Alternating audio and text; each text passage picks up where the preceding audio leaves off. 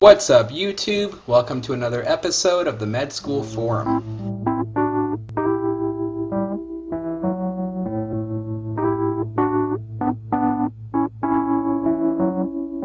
Now, this is going to be another product review video, and I know I'm doing a lot of this is another product review, and you're thinking, what's this kid up to? But it's relevant to medicine. So, at my medical school, we have something called the iPad or the iMed initiative. I talked to my school. I am now allowed to say where I go. So our school has the iMed initiative. Let's see if you can figure out which school I go to. It's pretty easy. And the benefit of that is that our school gives the entering class, every single one of us, a free iPad. And in last year's class got the iPad 1. My class got the iPad 2. And it's completely free. It's given to us. And the beauty of this is that it contains all of our textbooks right on there for free as well. So we don't have to buy textbooks. They're all given to us. They're all free. If we want to buy additional ones, of course, that comes out of our own pockets. But the notion of getting a free iPad with all your textbooks on there electronically for free is great. So that's one great component. So the product review is not of the iPad. That you will find later in my review of these medical applications that we have. What I'm going to be reviewing today is a case for the iPad, and it's also a keyboard. It's a Logitech case made or designed by Zag, distributed and manufactured by Logitech, I don't know.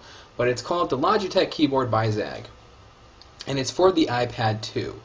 And there are significant changes with this keyboard and case with the previous one that came out for the iPad 1. So if you just look at it, you have a full keyboard with island keys. And the beauty of this is that it's not, sometimes you'll notice on these kind of portable keyboards, it can be a continuous piece of silicone with just like buttons kind of molded out. And so when you push one, like buttons around it kind of concave in, which is really annoying if you're particular about how you like to type. With these island keys, whenever you press a single button, it's just that one button you're pressing. And it really has this kind of true laptop feel to it. So it has all the buttons. It also has very special dedicated keys on it. Here you have a key that will take you to your home screen. So on the iPad it'll be like pressing the home button.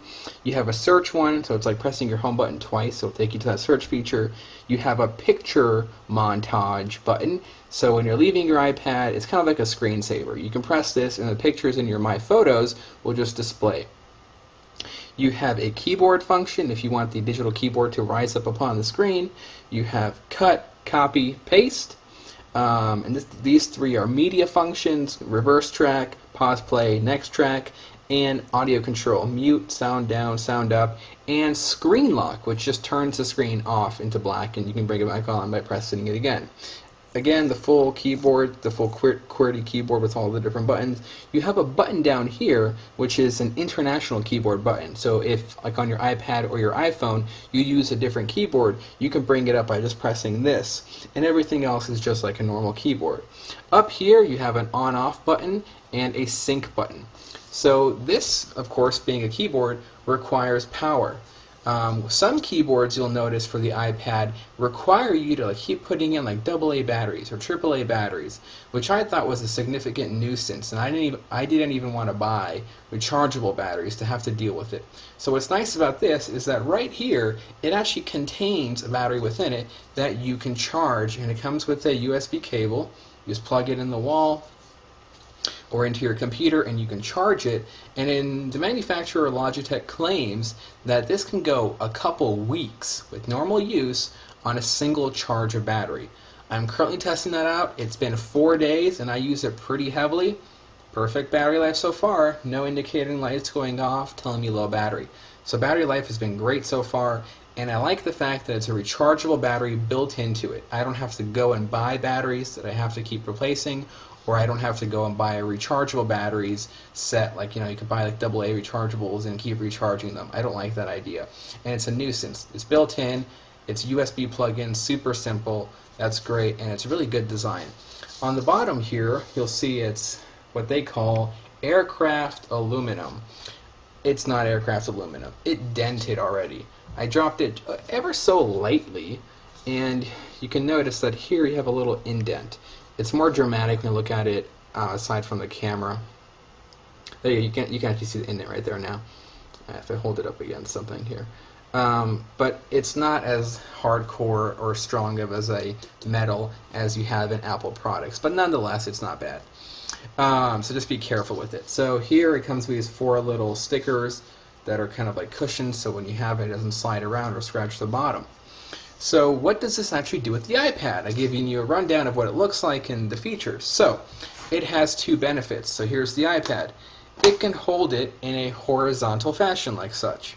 So when you're sitting there and you're typing, you can look at it and you can just work. Conversely, you can put it in portrait mode. So portrait or landscape works both ways. The beauty of this is that it doesn't come out. It's really tough and good in there. Okay, it comes out if you hold it the wrong way. But if you hold it this way, it really doesn't come out. So that's pretty neato. So it holds it in well. You're not going to be doing these kind of turns, but the nice thing is that when you're sitting on a table and you're working with it in front of you, you don't have to worry about it falling out. It's not going to. Either way you put it down, it's not going to fall out. You can rest assured. So it holds it up for you. It is a keyboard, but it's also a case. That's what I really liked. You put it in, you push it down, there you go. Now you have an iPad keyboard case. You put it in there, it has a magnet, it actually just turns off, it puts the iPad to sleep, and when you open it up, it turns it back on. Great invention, and this part is actually very well designed. You have a little notch for your audio jack, you have room to press the on-off button here. Here you have room to just plug in the keyboard, plug in the adapter from Apple so you can just charge your iPad without taking it out. Here you have the charging component on the same side for the actual charging of the keyboard, so your cable just come out one way, and it's really well designed in that sense. This does not fall out, and the way I know that very well is because it's kind of difficult to open. The instructions do tell you, open it a bit here on the bottom, then a bit on the top, and then it comes out. And as you notice, it just turned on. And when I put it in, it's already off. So there you go. This is a review of the Logitech iPad 2 keyboard case, designed by Zag, manufactured by Logitech. Great product. My entire medical school class has been buying accessories for the iPad, cases, styli, external keyboards, and out of everything that I've seen everyone have, this one I truly think is the most superior because it's a high quality keyboard. Everything that Logitech makes is really usually works really well and flawless. It's a really nice keyboard. It's not a little flimsy one. It's a great case. It's not made out of indestructible metal, so don't drop it like I did. And it really functions as a nice little neat package, and it has everything you need. And it holds the iPad at a nice angle. I haven't had a single problem with how it was. The original version was of a different design. Some people did complain about it being a little too far back. As far as I can tell, it works flawlessly. The actual price of this is a little bit high, I think.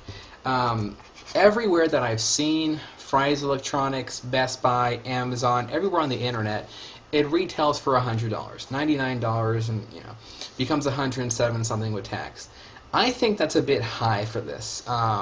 It is a great case. It is a great keyboard. I don't know if it's a $100 case and keyboard, but nonetheless, I bought it because there's not a lot of things like this out on the market. And actually, if you go on Amazon, you'll notice some people are selling it a bit higher, so look out for that. Don't pay anything more than $100. You can buy it directly from Logitech for $99. So if you're seeing it for somewhere higher, just go to Logitech.com or Best Buy or Fry's and buy it. Don't pay unnecessary high prices. It's already high enough. So that's my review of the Logitech case for the iPad 2. Let me know what you guys think if you have one, or if you have a better accessory you think for your iPad in the comments below, or send me a message or a video response. If you feel like it, subscribe to the channel, share this video with your friends, and hope to make some more videos soon. And as always, enjoy your studies.